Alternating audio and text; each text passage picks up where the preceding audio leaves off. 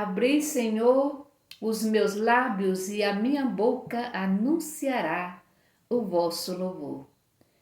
Diz o Salmo 15: Guardai-me, ó Deus, porque em vós me refugio.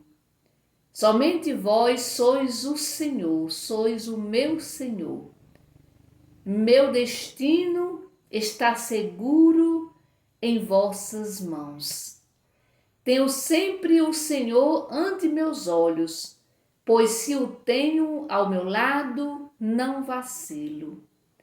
Se o tenho ao meu lado, não terei medo das tempestades, dos problemas, das dificuldades.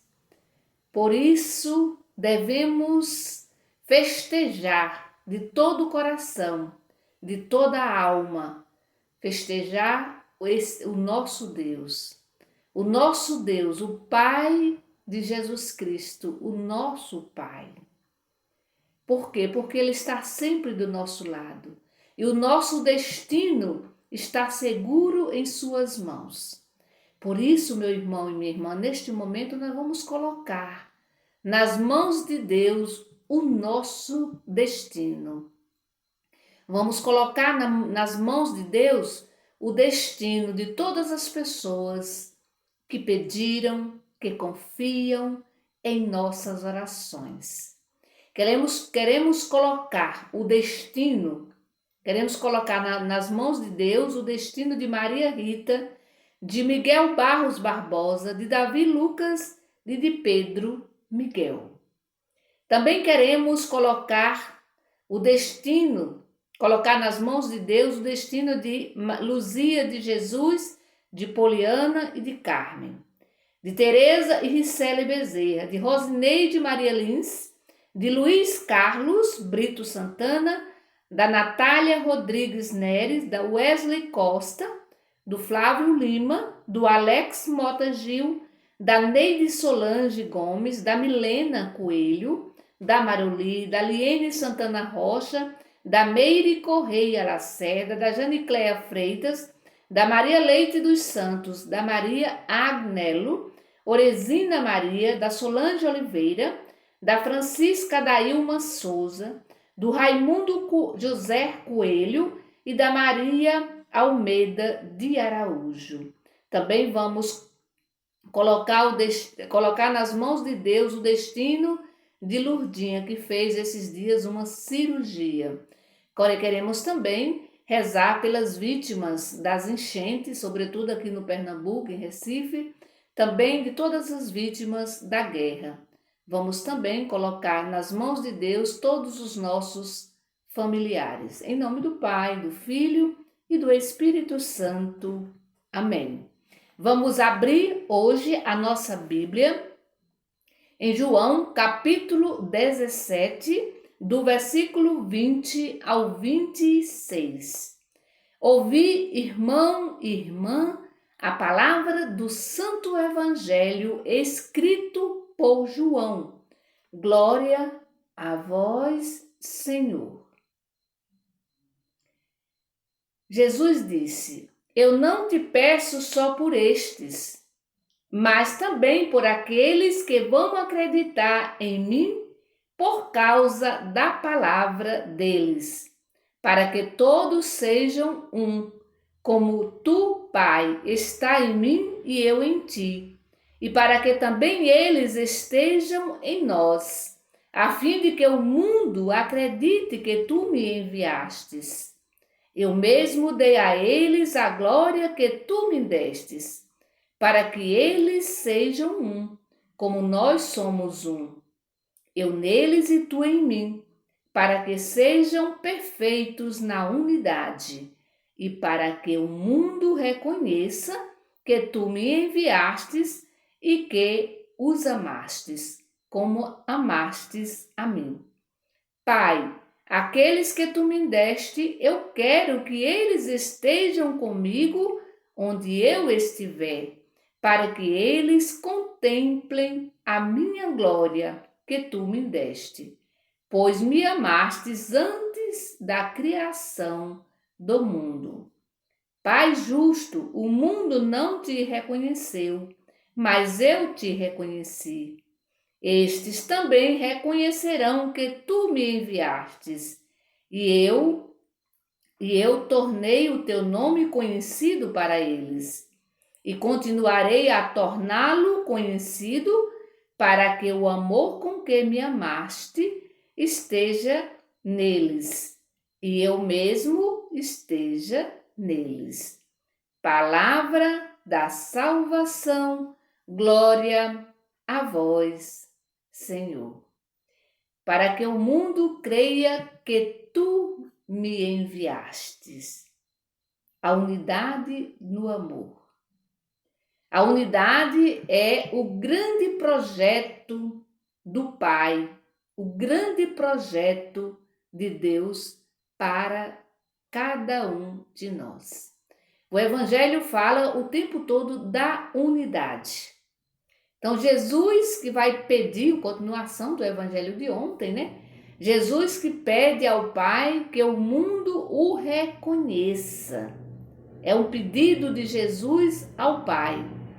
O mundo só irá reconhecer que Jesus é o enviado, que Jesus é o Mestre, é o Messias, que Jesus é o enviado do Pai quando nós, cristãos e cristãs, aprendermos a viver a unidade. Aí sim, aí o mundo vai reconhecer que Jesus é o enviado do Pai. Vejam, meu irmão, minha irmã, a grande responsabilidade nossa, né? Quando eu falo nossa é que fomos batizados, né? Que somos seguidores e seguidoras de Jesus. O mundo, e aí a gente já viu ontem, né? Que aqui o mundo são os opositores, são aqueles que não aceitam Jesus como o enviado do Pai, como o Messias. Mas essas pessoas que são opositores, que são adversários, que não aceitam Jesus, essas pessoas podem aceitar Jesus através de nós, através de nós. E aí, mais uma vez, essas pessoas podem aceitar Jesus como Messias quando olharmos para nós e ver que nós vivemos essa unidade. Nós vivemos essa unidade. Então, viver a unidade é a melhor ou o melhor testemunho de que realmente nós cremos em Jesus. Viver a unidade é o melhor testemunho, né, de que nós cremos e acreditamos em Jesus, que Ele é o Messias, né? Então, viver essa unidade. E como é difícil, nem sempre é fácil viver essa unidade, né? Às vezes, sobretudo nos diversos movimentos, nas diversas pastorais, na sociedade também, no trabalho, na família, mas muitas vezes dentro da própria igreja é difícil viver essa unidade, né? Viver é como viviam os primeiros cristãos, o pessoal que estava de fora, os pagãos, aqueles que não eram batizados, que não eram cristãos, essas pessoas olhavam para dentro daquela pequena igreja dos primeiros cristãos e primeiras cristãs e diziam, olha como eles e elas se amam, né? Lá em Atos dos Apóstolos, no capítulo 2, se eu não me engano, no capítulo 4 também, diz que aí muita gente entrava no grupo, muita gente aceitava naquela época ser batizado, aceitavam ser seguidores e seguidoras de Jesus por causa do testemunho dos primeiros cristãos e das primeiras cristãs. E será? Talvez seja uma pergunta para a gente refletir hoje, né? As pessoas que estão fora, né? Que não participam ali do círculo, né? Que não participam da igreja. Será que essas pessoas olhando para nós, elas também observam isso? Será que elas também dizem, olha como eles e elas se amam? Será mesmo? Essa é uma pergunta para a gente refletir. A gente vive essa unidade, a gente vive esse amor entre nós, sobretudo na comunidade, nos grupos, ou a gente vive brigando, né? Muitas vezes por poder ou por posição, né?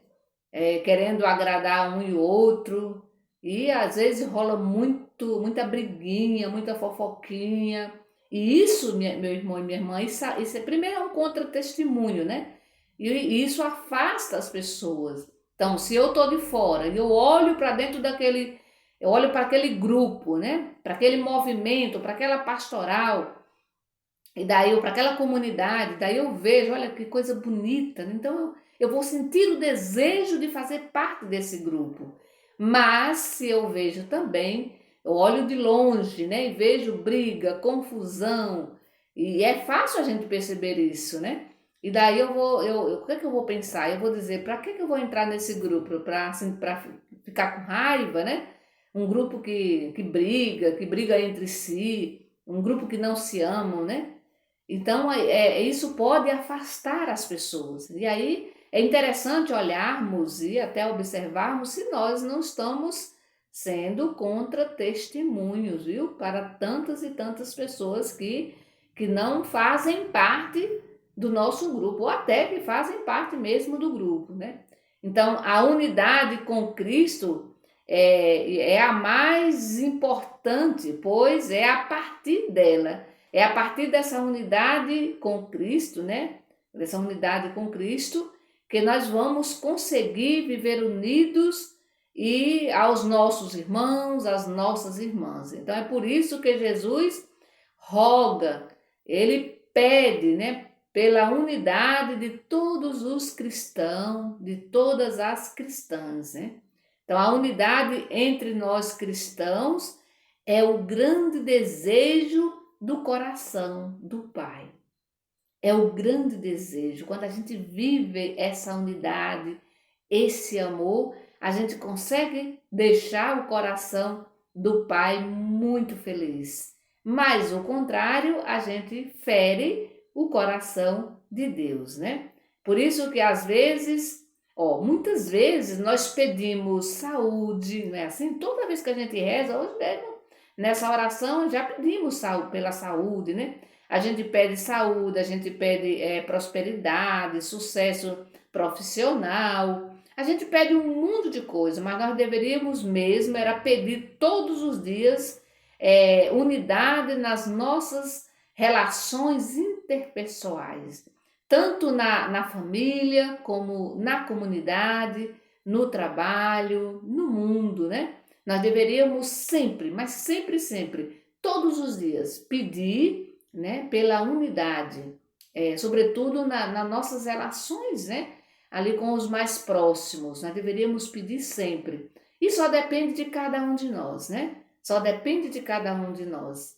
Se eu consigo conviver bem com meus irmãos e minhas irmãs, isso vai fazer muito bem, não só para mim, mas também para o outro, para a outra, e sem contar que Deus vai ficar muito feliz, o coração de Deus vai ficar muito contente, porque esse é o desejo do coração do Pai, que a gente viva bem, né? Que a gente se respeite, né? Que haja essa unidade entre nós, sobretudo nas nossas comunidades. Nós deveríamos ser assim especialistas mesmo, né, na questão das relações interpessoais, porque nós rezamos, nós falamos em nome de Jesus, né? Nós falamos em nome de Jesus, nós escutamos a palavra, nós participamos não só da celebração da palavra, mas também da celebração da Eucaristia, e são muitos os meios, né, que Deus coloca à nossa disposição para que a gente possa realmente trabalhar essa dimensão, a dimensão de viver as nossas relações interpessoais melhor, né, sem confusão, sem briga, né, sem briga, ajudando sempre uns aos outros, cuidando, né, do outro, e assim, evitando o máximo que a gente puder fofocar, falar mal do outro. Isso não é uma coisa boa, né? Então Jesus desde ontem está pedindo isso, pedindo ao Pai pela nossa unidade, né? Para que a gente viva realmente bem. e que outras pessoas que estão ali olhando muitas vezes para nós sintam também esse desejo de participar dos nossos grupos, né? E mais uma vez fica essa pergunta: as pessoas que olham para mim, ou que olham para o meu grupo, seja lá na pastoral da família, na pastoral da catequese, na pastoral da juventude, lá no grupo dos ministros, dos animadores, no grupo de Crisma e de tantos outros grupos, tantos movimentos, Legião de Maria, Renovação Carismática, Apostolado da Oração. Será que as pessoas que olham para os nossos grupos sentem esse desejo de participar? Ou o contrário, né? Ou dizem às vezes, com gestos e palavras, que Deus me livre de entrar naquele grupo, né? E aí a gente fala muito assim, sobretudo nesses grupos de liturgia, né, de canto.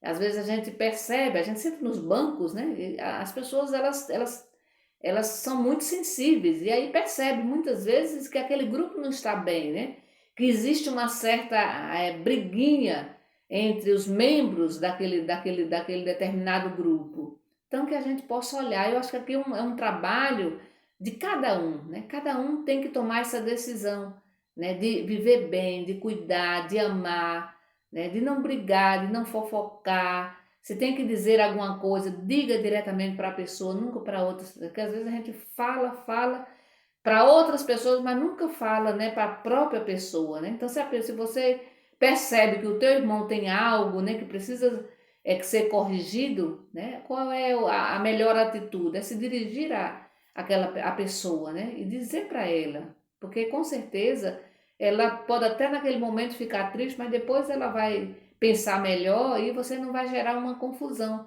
E que às vezes a gente não diz para a própria pessoa, mas diz para outras. Aí todo mundo sabe, menos a pessoa, né? Então que o Senhor Jesus, nesse dia de hoje, que Ele continue rogando a Deus por cada um de nós. Que o Senhor nos abençoe. Em nome do Pai, do Filho e do Espírito Santo. Amém? Bendigamos ao Senhor e demos graças a Deus. Cristo ressuscitou. Aleluia.